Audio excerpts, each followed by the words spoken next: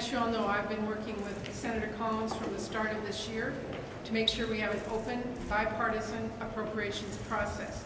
And just last week, 91 senators voted to proceed to our first funding package. And every bill in that package passed our committee unanimously this past summer. That is because we are writing serious, bipartisan bills that can actually be signed into law. We stuck to the deal that President and Speaker shook hands on, that Congress passed. We kept out poison pills, and we asked for input from every one of our colleagues. Now we're working to move forward on that process, and it is no secret that last week we were blocked from voting on amendments and having a real debate on the Senate floor by one senator. But I want you to know we are determined to make sure a handful of senators don't overrule the vast majority of us who worked on this package and want to see it moving forward. We are still working hard in hopes of securing a UC agreement, but we've also filed for a procedural vote that we will take tomorrow to get things rolling if necessary. So here's my message to every senator who's told me and Senator Collins that they want to get back to regular order, they want to get back to bipartisanship, they want to avoid that massive end-of-the-year omnibus. This is the chance to do that. They need to join us on this procedural vote so we can keep this process on track.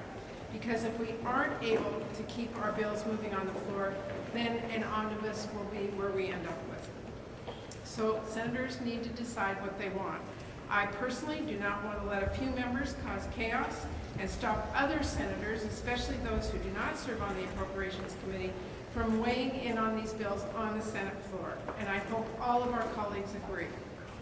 Now, looking ahead, I'll say it again, there is no need for chaos or shutdown, but I'm afraid to say that the proposal we have seen from the House Republicans is not a serious proposal to keep our government funded. If they pass it, it is a bill with no money for Ukraine, no money for disaster relief, none of the critical funding the President has made a serious and reasonable case for, and it would cut drastically domestic funding even further, because let's not forget the deal the President and the Speaker agreed to forced us already to work with some really tough cut numbers, especially across the federal programs here at home that so many of our families count on. So they are talking about a CR that would severely undercut the work of the Social Security Administration. Those are the people whose job it is to make sure our seniors get the benefits they need. A CR that would gut the FAA at a time when I think all of us can agree we need to be hiring more air traffic controllers and doing more to make sure air traffic is timely and safe. And just in time for the fall, House Republicans' CR would decimate LIHEAP, which is literally going to leave families in the cold and drive up their energy costs. And all of that is something, to say nothing of the extreme and partisan border policies they're insisting be attached to the bill.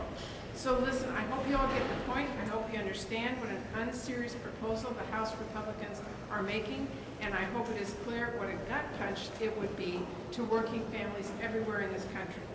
Now, in contrast, I'm working hard here in the Senate to make sure we do put together a bipartisan CR that will deliver on the necessary funding for disaster relief, supporting Ukraine, paying our wildland firefighters, and more. Because we need to show the American people that Congress can come together and help people and solve problems.